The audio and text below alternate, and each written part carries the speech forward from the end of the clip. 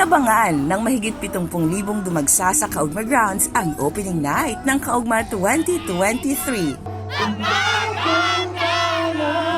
Napuno ng excitement. It is my honor to now officially declare Kaogma 2023 now over!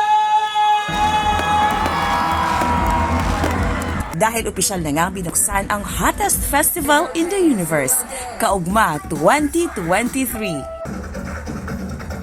Sa mga gabos na taga-CamSur, Bicol Region, ibang probinsya, even Manila, Governor Luigi is inviting you to visit Kaogma Festival 2023 from May 21 to May 28. Marami po tayong mga ibang events. Kung ano man ang gusto nyo, whether it's sing, dance, culture, or many more, nandito po sa Panoorin Sur, ini-invite ko po kamo. Napuno ng ilaw ang Kaogma Grounds at sa unang pagkakataon sa kasaysayan ng festival, nagpalipad ng mga drones. Bigger, better, mas malaki, mas masaya, mas maraming tao. Thank you kay Governor Luigi for making this happen. Yung inumpisa ng father ko, tinuloy ni Miss yun. Tuloy-tuloy, pinalaki, pinaganda. Hanggang hiyawan at nakipagsabayan na ang mga fans sa handog ng mga hit song ng bandang Ben&Ben.